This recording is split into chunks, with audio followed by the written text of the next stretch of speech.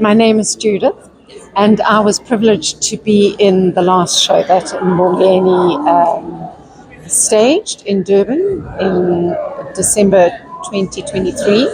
And the week after we finished, he was tragically killed. So, of course, and there was a lot of talk and hype around the show and where it would go in the future. So the whole cast was devastated, obviously. And so when I saw this, I just wanted to get to know the man more because that was my first interaction with him was at that time. And obviously I knew of him and I'd seen Sarafina and but it was an amazing experience to work with him. That was very challenging for me, the cross-cultural thing. And I was devastated, obviously, because it wasn't just losing this extraordinary talent, but for us as a little family in Mbube, it was the loss of that potential that we had just developed. We kind of produced a baby and we were going to watch it grow up, and we missed that. So that's my connection. I can't wait to see the movie and to find out more about him.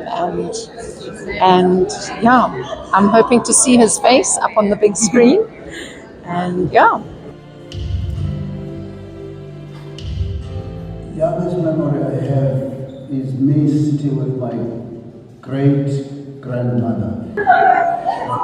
I think that it is really, really wonderful that it's a South African person telling the story, and hopefully, as Lindani said, that it's picked up first in South Africa. A lot of the time, these things go overseas and make it big, and then it comes back.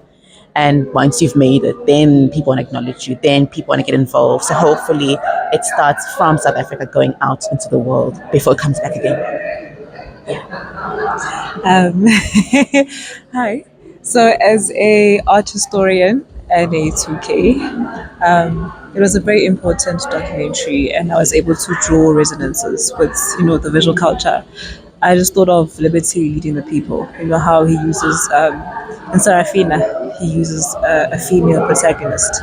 And so it was a very strong point on his part because it also touches on things such as feminism, touches on the African story, the South African story, the story from the townships, the story from the rural areas, where females were very much a part of the political struggle, and that's something that's often overlooked, looking at the people that we're celebrating now.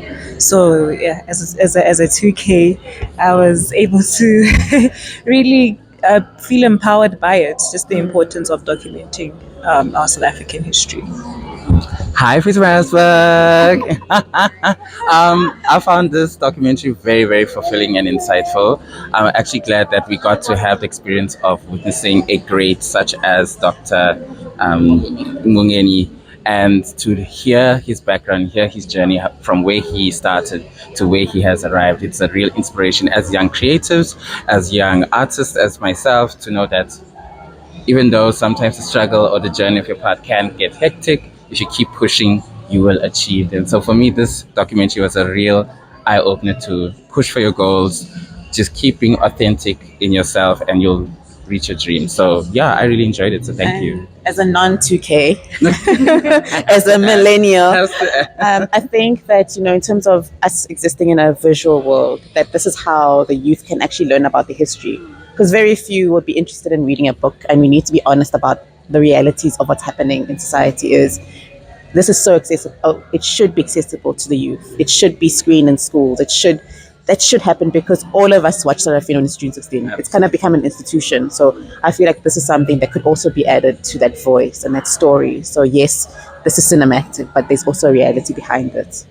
I think that's it.